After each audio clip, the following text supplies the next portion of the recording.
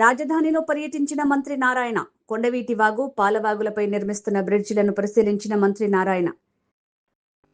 Narayana comments. కేంద్ర ప్రభుత్వ కార్యాలయాల నిర్మాణానికి కేంద్ర కేబినెట్ ఆమోదం తెలిపింది.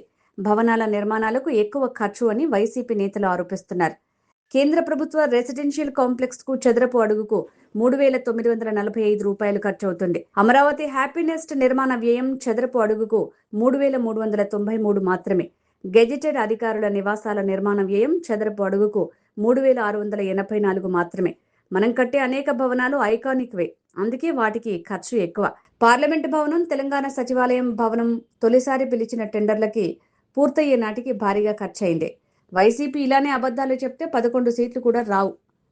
సెంట్రల్ గవర్నమెంట్ మనకు ఆఫీస్ కాంప్లెక్స్కి, సెంట్రల్ గవర్నమెంట్ యొక్క ఆఫీసుల కాంప్లెక్స్కి 1,299 కోట్లు శాంక్షన్ చేశారు.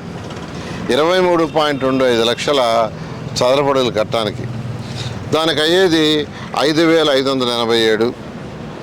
తర్వాత వాళ్ళ యొక్క రెసిడెన్షియల్ కాంప్లెక్స్లకి శాంక్షన్ చేశారు 1,234 కోట్లు, 31.3 లక్షలు. దానికి అయ్యేది 3,945 అని ఒక పత్రిక వేసింది. ఈ పత్రిక ఏముందండి, సాక్షే. ఇక్కడ ఎందుకు అంత అవుతుందని, కట్టే బిల్డింగులను బట్టి ఖర్చు అవుతుందండి. వాళ్ళు ఇచ్చింది 3,000 రెసిడెన్షియల్కి 3,945 రూపాయలు చదరపడకని ఇచ్చారు. కరెక్టే. మన దగ్గర కూడా ఈరోజు హ్యాపీనెస్ట్ కన్స్ట్రక్షన్ ఏదైతే కడుతున్నామో అది 29 లక్షలు కడుతున్నాము. దానికి టెండర్ పిలిచింది 984 కోట్లు.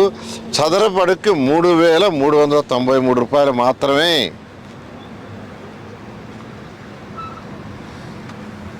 ఏదైతే సెంట్రల్ గవర్నమెంట్ ఈరోజు యావరేజ్న 3,945 రూపాయలు ఎందో హౌసెస్కి, అధికారుల భవనాలకి 3,945 రూపాయలని యావరేజ్ని ఇచ్చిందో, మన హ్యాపీనెస్ తీసుకుంటే 3,395, దానికంటే తక్కువ 600. టెండర్ ఇచ్చాము, జరుగుతూ ఉంది బ్రహ్మాండంగా వర్క్. 3,393.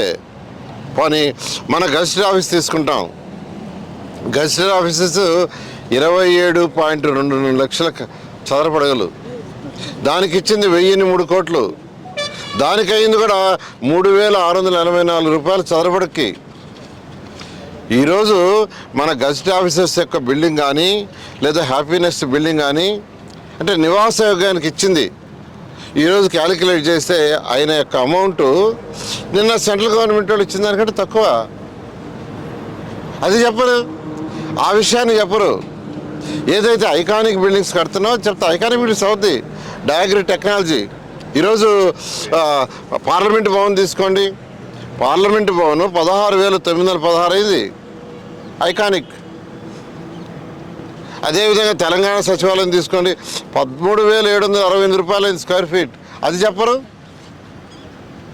ఫస్ట్ టెండర్ ఇచ్చింది చెప్తారు, పూర్తయిన తర్వాత ఎంత అయింది, డీవియేషన్స్ ఎంత, ఫర్దర్ టెండర్స్ ఎంత, ఇవేమీ చెప్పకుండా ప్రజలను అడ్డదారులు పెట్టించడం కరెక్ట్ కాదు. ఈరోజు వాళ్ళే అన్నారు, సెంట్రల్ గవర్నమెంట్ రెసిడెన్షియల్ కాంప్లెక్స్కి వాళ్ళే లెక్కేసి చెప్పారు 3,945. మేము ఒప్పుకుంటున్నాం. అంతకంటే తక్కువ అమరావతిలో చేస్తున్నాం. అంతకంటే తక్కువ రెసిడెన్షియల్ కాంప్లెక్స్ హ్యాపీనెస్కి 3,939 రూపాయలు, 3,393 రూపాయలే. 600 రూపాయలు తక్కువ. అదేవిధంగా గెజిటెడ్ ఆఫీస్కి 27.22 లక్షలు కడుతున్నాం, 27.22 లక్షల చదరపడుగులు కడుతున్నాం. దానికి ఇచ్చింది 3,684. అది కూడా తక్కువే. తక్కువైనా చెప్పరు వీళ్ళు. ఏదైతే ఐకానిక్ కడుతున్నా చెప్పరు.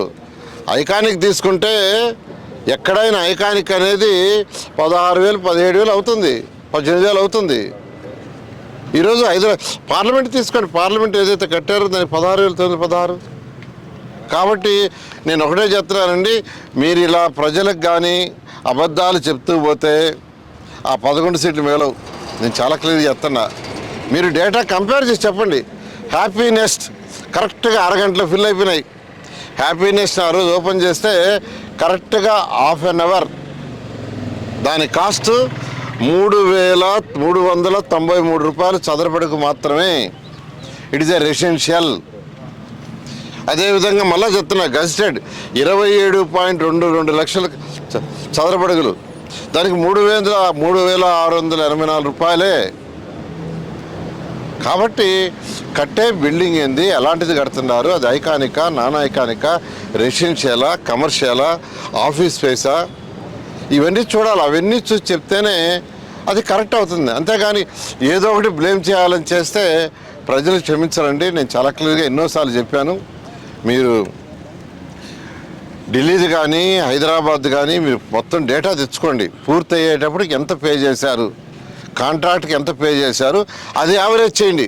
ఫస్ట్ ఇచ్చిన కాంట్రాక్ట్ మీద దాని మీద చేయటం తప్పు, ప్రజలు తప్పుదావ పట్టించటం. ఓకే, ఏంది లెక్కలు చూస్తున్నారు.